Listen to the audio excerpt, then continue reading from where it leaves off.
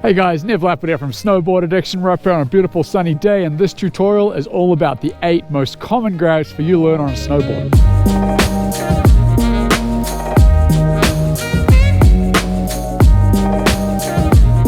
Now when it comes to grabs, the most important thing is to be getting a good pop off the jump, either a pop with both legs or an ollie off your tail, and then getting super compact in the air. One way that you can really simulate grabs is on a trampoline. All the grabs we're going to cover today, you can get on a Snowboard Addiction tramp board and simulate to learn these grabs. First thing we're going to do, we're going to start riding.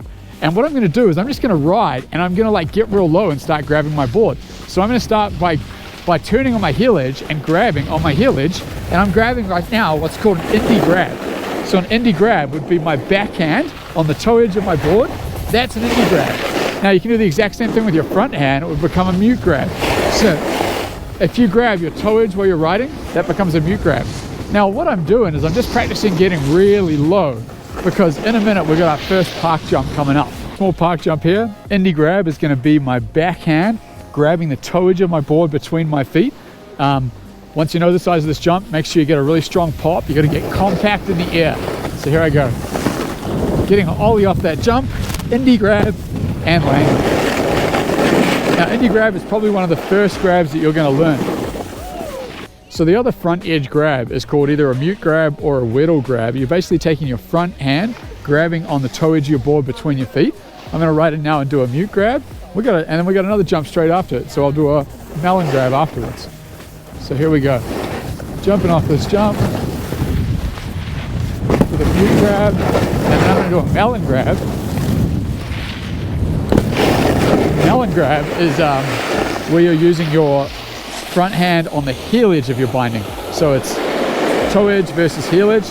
These are 3 of the first grabs you're going to learn. So if you're just learning grabs and you don't want to hit the big jumps, you can actually jump off the knuckle of jumps. And as long as you get a good pop and compact in the air, you'll still be able to get that grab going. So I'm going down the side of the jump here, just jumping off the knuckle. I'm going to ollie off this knuckle and mute grab right off the knuckle just there. So that one there was called a mute grab. It's your front hand on your toe edge of your board. You can also call it a whittle. Some people are calling it whittle these days, especially in skateboarding. The next front hand grab is going to be what's called a melon grab. And a melon grab is again your front hand, but now it's on the heel edge between the bindings. This one I'm going to do it on a little side hit. So we've got a little side hit coming up. I'm going to be rolling slow into that side hit because I want to get good pop. I'm going to get good pop and then grab the heel edge of my board for the melon grab. Right here. Melon grab. So grab number 4 of the ones between your legs is called a stalefish. And the stalefish grab is your backhand on the heel edge between the feet. I'm going to do the stalefish on this little hip jump, because a hip jump, it kind of tweaks you in that position to be able to get a little stalefish. So I'm going to be going up, I'm going to be landing down towards the left, but I'm taking off up, remembering to get a good pop off that jump, and stalefish. And that one there actually slipped out of my hand a little bit, but it's okay. That happens sometimes when you're doing grabs. Now those 4 main grabs, you can simulate all 4 of those grabs really well on a trampoline with a Snowboard Addiction tramp board and really get them dialed in. Number 5 and grab number 6 of the most common 8 jump grabs that you're going to see snowboarding are nose and tail grab. So with a nose and tail grab, there's actually a technique to it. I sat down here on purpose because all I want to show you is that when I go for a tail grab, I actually move my legs so that the tail of my board comes within reaching distance of my hand and then back to land.